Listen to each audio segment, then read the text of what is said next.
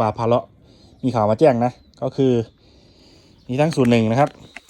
สูตร1นะครับซองฟ้านะครับแล้วก็มีสูตร2ด้วยนะครับ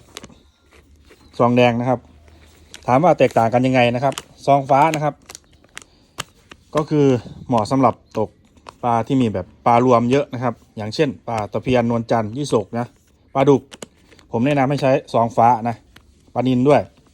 มีปลานิลด้วยแนะนำใช้ซองฟ้าได้เลยนะแต่ถ้าบ่อไหนที่แบบมีเฉพาะปลานิลปลาทับทิมนะแนะนำให้ใช้ซองแดงนะครับซองแดงนี่กินข้าวนะครับ